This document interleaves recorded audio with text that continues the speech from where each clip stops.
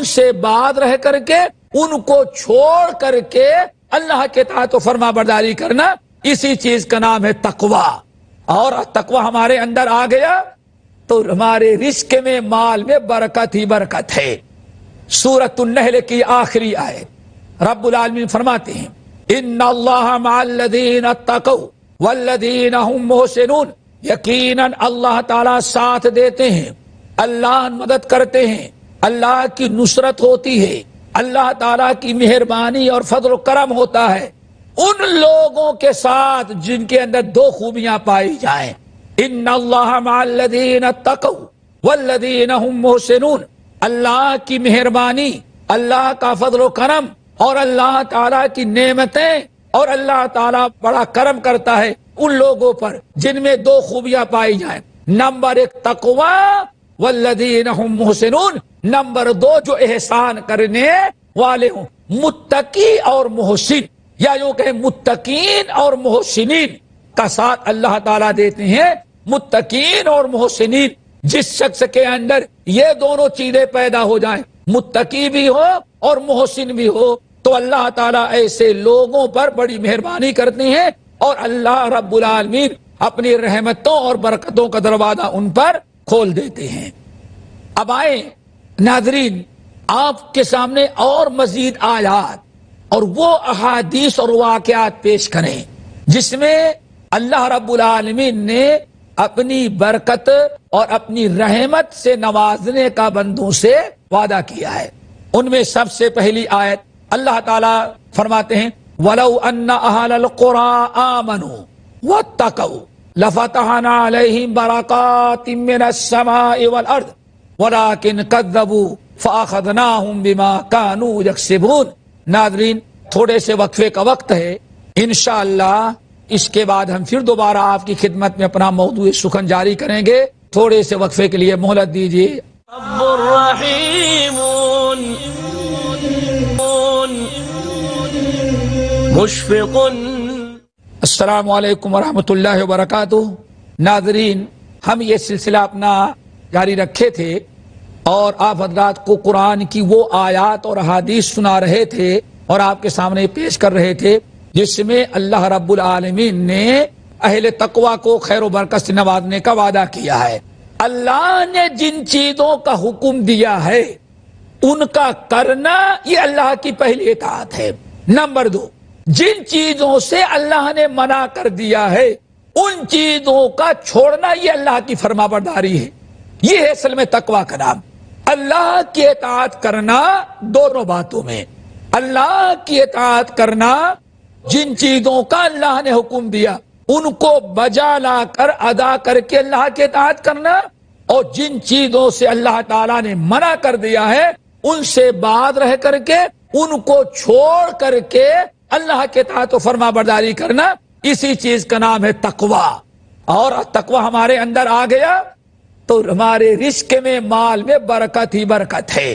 بڑی اہم آیت ہے وَلَوْ أَنَّ أَهْلَ الْقُرَىٰ آمَنُوا وَاتَّقَوْا لَفَتَحْنَا عَلَيْهِمْ بَرَكَاتٍ مِّنَ السَّمَاءِ وَالْأَرْضِ وَلَٰكِنْ كَذَّبُوا فَأَخَذْنَاهُمْ بِمَا كَانُوا يَكْسِبُونَ۔ اللہ تعالیٰ نے بالکل واضح کر دیا، فرمایا وَلَوْ أَنَّ أَهْلَ الْقُرَىٰ آمَنُوا وَاتَّقَوْا، اگر شہر کے لوگ، اگر گاؤں والے، اگر اس ملک کے باشندے ایمان کے ساتھ تقوی اختیار کر لیں، وَلَوْ أَنَّ أَهْلَ الْقُرَىٰ آمَنُوا وَاتَّقَوْا، یہاں اللہ تعالیٰ نے دو چیزیں بیان کی ہیں۔ پہلی چیز ہے آمنو یعنی ایمان لانا، اور دوسری چیز ہے واتقوا یعنی تقوی اختیار کرنا۔ وَلَوْ أَنَّ أَهْلَ الْقُرَىٰ آمَنُوا وَاتَّقَوْا، اگر ملک کے لوگ، اگر یہ شہر کے باشندے ایمان کے ساتھ ساتھ تقوی اختیار کر لیں اور اپنے اندر تقوی پیدا کر کے متقی بن جائیں تو لَفَتَحْنَا عَلَيْهِمْ بَرَكَاتٍ مِّنَ السَّمَاءِ وَالْأَرْضِ، تو اللہ تعالیٰ فرماتے ہیں ہم ضرور بھی ضرور ان پر کھول دیں گے برکتوں کا دروازہ آسمانوں اور زمینوں سے۔ اللہ اکبر، یہ بڑی برکت ہے۔ آسمان سے بھی برکت کا دروازہ کھولے گا اللہ، اور زمین سے بھی اللہ تعالیٰ برکت کا دروازہ کھولے گا، آسمان سے برکت کی بارش ہوگی اور زمین سے برکت کی پیداوار ہوگی۔ یہ کس کے لیے؟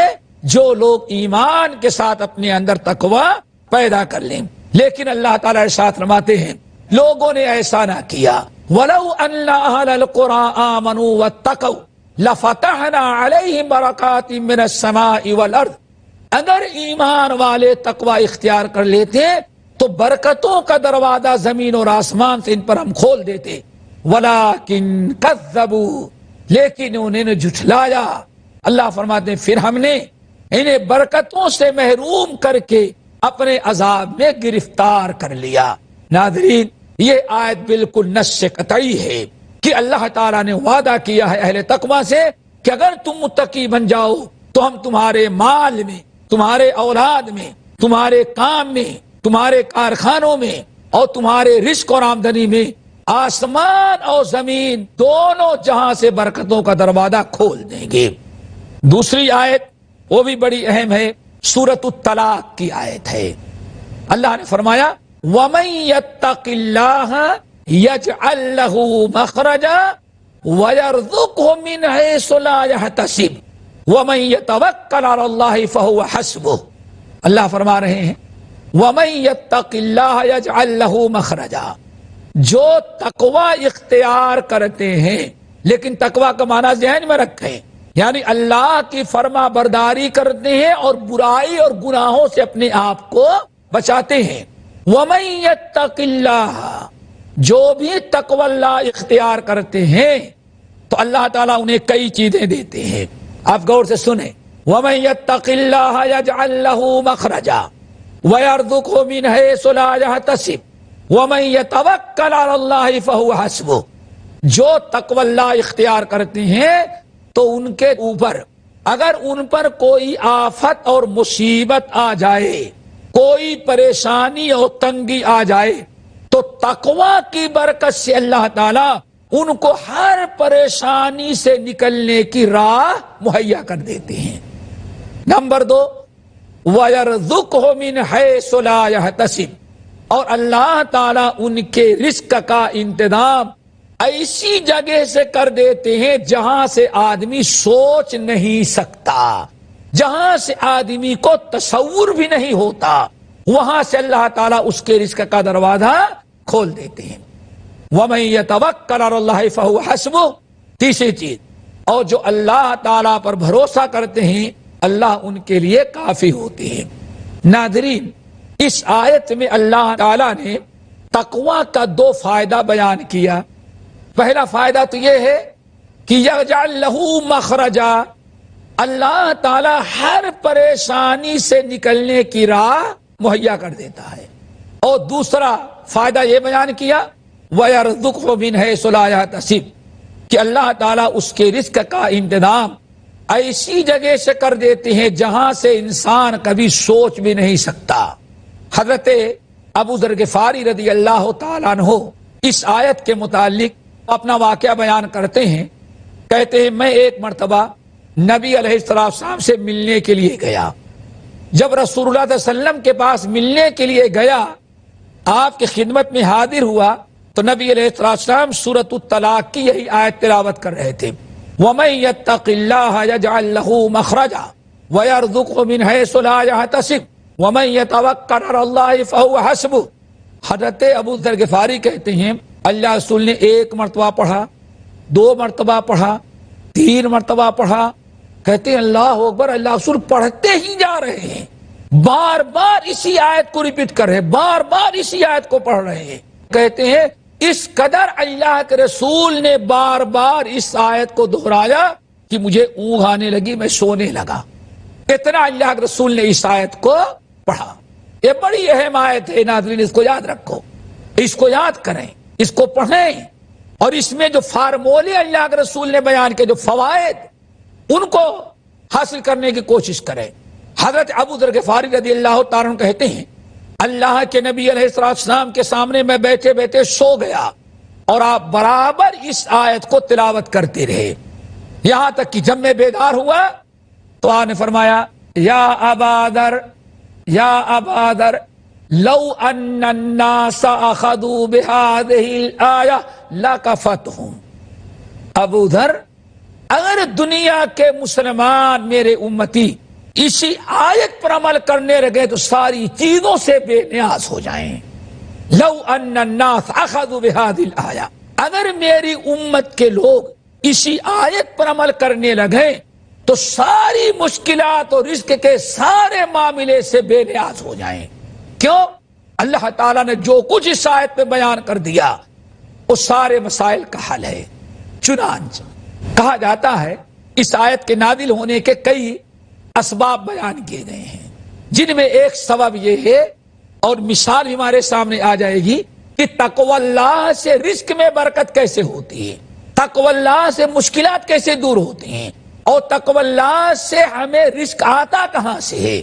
عوف ابن مالک الاشجعی، یہ صحابی ہیں، مکے کے رہنے والے، کہتے ہیں کہ جب مکے سے مسلمانوں کو مدینہ ہجرت کرنے کا حکم ہو گیا تو میں، میری بیوی اور میرا غلام، ہم تینوں مکے سے نکل کر کے مدینہ پہنچنے میں کامیاب ہو گئے، اور قریش مکہ کفار ہمیں کچھ کر نہ سکے.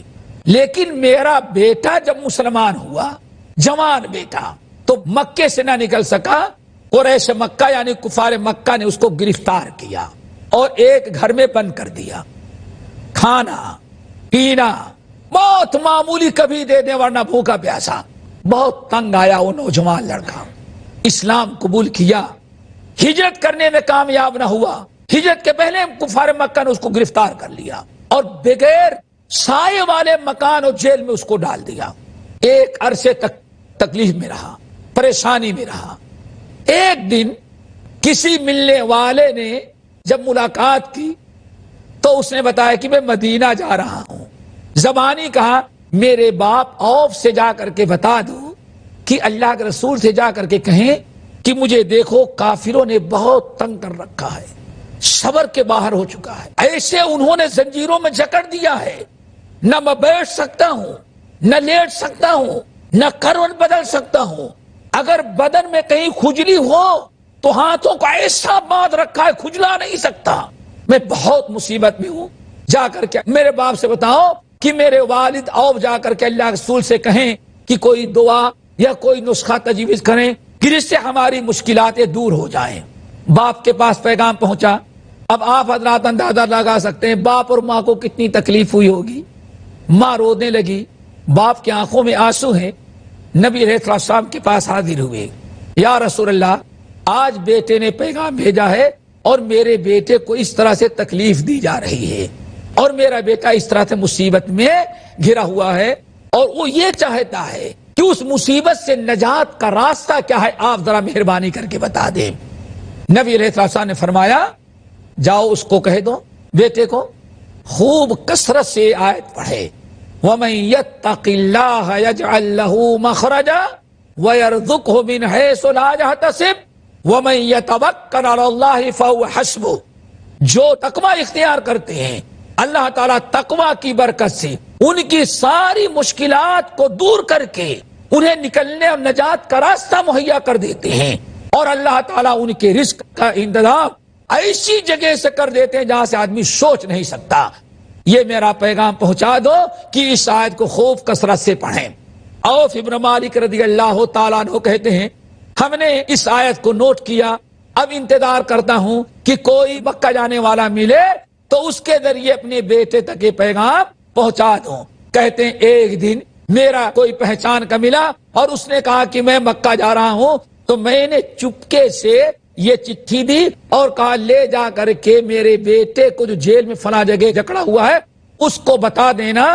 اللہ کے رسول نے فرمایا اس آیت کو خوب پڑھو، وَمَن يَتَّقِ اللَّهَ يَجْعَل لَّهُ مَخْرَجًا وَيَرْزُقْهُ مِنْ حَيْثُ لَا يَحْتَسِبُ وَمَن يَتَوَكَّلْ عَلَى اللَّهِ فَهُوَ حَسْبُهُ. آدمی گیا اور عوف ابن مالک کے بیٹے کو یہ آیت پہنچا دی.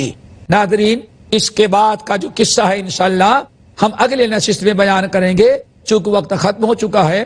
اقول قولی ھذا واستغفر اللہ من کل ذنب واتوب الیہ. السلام علیکم ورحمۃ اللہ وبرکاتہ.